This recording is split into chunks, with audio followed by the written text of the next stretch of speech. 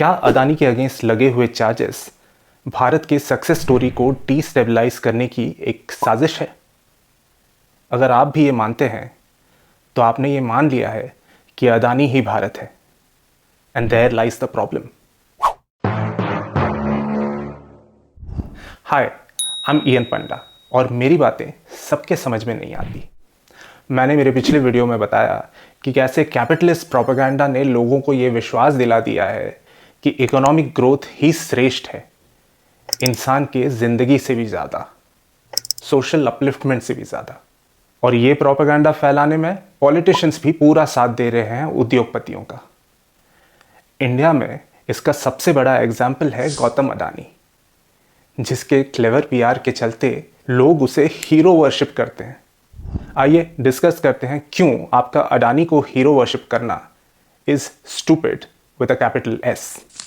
मैं माननीय प्रधानमंत्री गौतम अडानी जी पे लगे आरोपों के बारे में सॉरी माय मिस्टेक। अरे गॉड, 19-20 का ही तो फर्क है बस। पिछले 2 सालों में हिंडनबर्ग ने अडानी पे काफ़ी आरोप लगाया, काफ़ी ड्रामा हुआ, पर इंडियन अथॉरिटीज़ ने कोई खास एक्शन नहीं लिया इस पे। हिंडनबर्ग ने यह भी अलेज किया कि इसका रियल रीज़न ये है कि सेबी चेयरपर्सन माधवीपुरी बुच का खुद का पैसा इन्वेस्टेड है अडानी के ऑफशोर ऑपरेशंस में। इन सब के रिएक्शन में अडानी जी ने कहा कि उन पे अटैक इंडिया के ग्रोथ पे अटैक है, as if Adani is India. पर यह पहली बार तो नहीं था कि उन पे आरोप लगे। पहले भी पापा के ऑपोजिशन ने पापा पे और अडानी पे मिले होने के आरोप लगाए थे, चाहे वो गुजरात का लैंड स्कैम हो या एयरपोर्ट प्राइवेटाइजेशन स्कैम। फोटोज़ निकल के आए थे जहां मोदी जी अडानी जी के जेट पे सवार घूम रहे हैं। और एक ट्रेंड भी था जो इंडिपेंडेंट न्यूज़ मीडिया ने हाईलाइट किया था, जहां मोदी जी किसी कंट्री में फॉरेन ट्रिप पे गए और कुछ महीनों बाद उसी कंट्री के साथ अडानी का एक बहुत बड़ा डील साइन हो गया। एक बार हो तो इत्तेफाक, बार बार हो देन नॉट सो मच। तो इन सब का मतलब क्या है, स्पेशली अब जब यूएस के कोर्ट ने अडानी को इंडाइट किया है एक बहुत बड़े ब्राइबरी स्कीम में, और ब्राइबरी इंडियन ऑफिशियल्स को करने की स्कीम में। और इस पे भी कोई इन्वेस्टिगेशन करने के बजाय बीजेपी राहुल गांधी पे आरोप लगा रही है कि वो जॉर्ज सोरोस के फंडिंग के साथ इंडिया को डिस्टेबलाइज करना चाहते हैं। कोई सेंस है इस बात में? इस पूरे गड़बड़ घोटाले को समझने के लिए आपको एक सिंपल सा पॉइंट समझना होगा। अब इस पॉइंट से आगे बढ़ने से पहले मैं एक छोटा सा डिस्क्लेमर दे देना चाहता हूं। This is a layman analysis. जो भी मैं इस वीडियो में कह रहा हूं वो न्यूज़ आर्टिकल्स और पब्लिक नॉलेज पे बेस्ड है और कॉमन सेंस से किए हुए अजम्पशंस हैं। मैं कोशिश करूंगा जितना हो सके अलेजेडली और सपोजेडली कहने का, पर कहीं छूट जाए मुझसे तो आप अज्यूम कर लीजिएगा। हाँ, तो जो सिंपल सा पॉइंट आपको समझाना था वो है ये: पैसा बहुत ही इम्पैक्टफुल चीज़ है भैया। What nonsense! I know that. Oh you know that? फिर भी आपको खेल समझ में नहीं आता।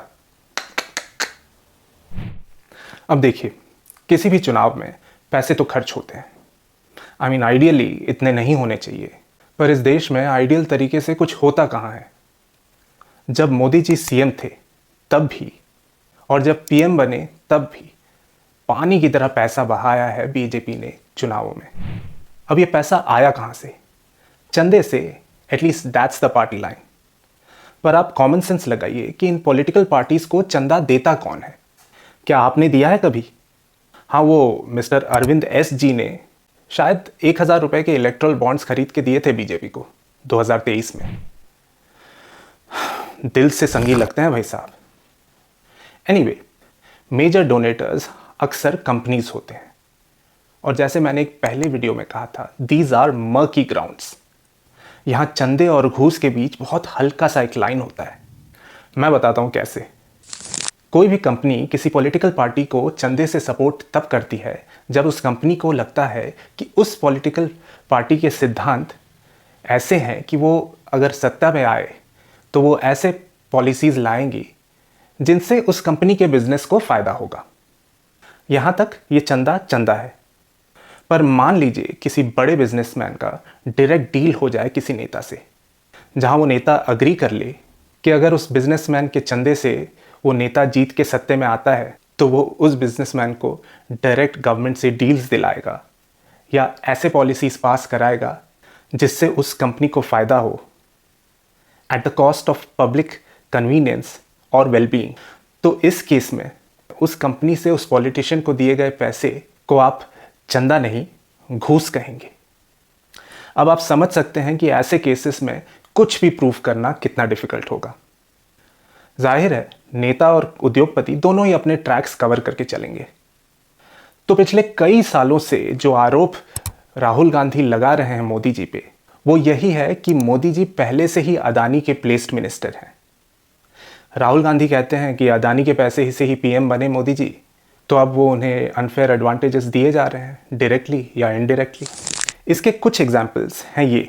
गुजरात में जिन दिनों मोदी जी सीएम थे, तब अदानी को स्पेशल इकोनॉमिक जोन सेट करने के लिए कौड़ियों के भाव में ज़मीन दिए गए, एंड आई मीन 32 रुपया स्क्वायर मीटर।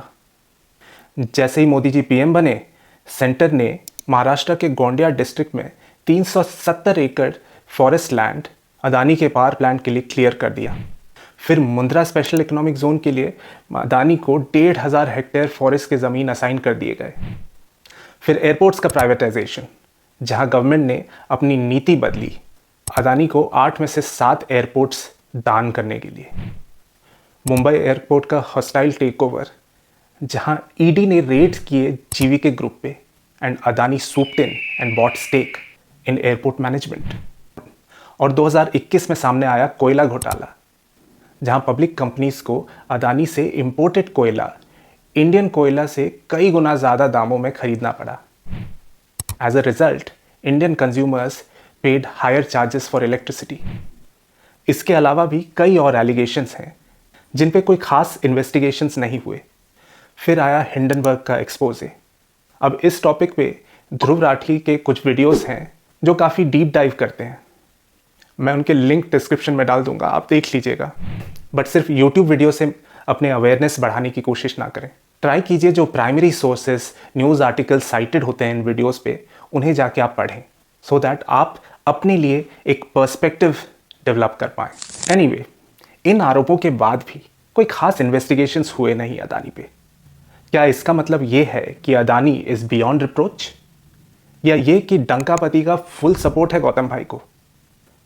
वैसे इनके रिलेशनशिप में कौन अल्फा है और कौन बीटा, ये जानना बड़ा मुश्किल है, because it brings up the age old question of power versus money. Speculation तो चलता रहेगा, आप इस बात पे भी गौर करें।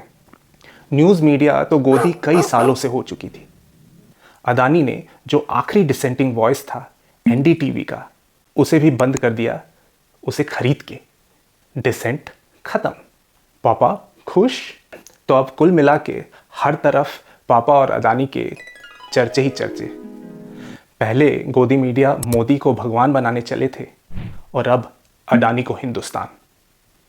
यू सी, मुझे अडानी पे इतना गुस्सा नहीं आता, वो तो बिजनेसमैन है, वो तो अपने लालच और मुनाफे के लिए काम करेगा ना। मुझे गुस्सा आता है उन पॉलिटिशियंस पे जिन्होंने अपने सत्ता के लालच के लिए अदानी के इंटरेस्ट को पब्लिक इंटरेस्ट से आगे रखा, जबकि पब्लिक इंटरेस्ट को सेफगार्ड करना is their main freaking job. और मुझे दया आती है उन लोगों पे जो व्हाट्सएप फॉरवर्ड्स पढ़ के ये मान लेते हैं कि अदानी का ग्रोथ ही इंडिया का ग्रोथ है। तो अगर आप भी क्लेवर पीआर का शिकार होके उद्योगपतियों को अपना हीरो मानने लगे हैं, तो ये वीडियो आपके लिए है। आंखें खोलिए। Unless you're a billionaire yourself, there is no reason for you to idolize these exploitative businessmen. Video पसंद आया तो इसे लाइक करें और चैनल को सब्सक्राइब करें। बाकी जिन्हें बहस करना है वो तो कमेंट सेक्शन पे आ ही जाएंगे। See you in the next one.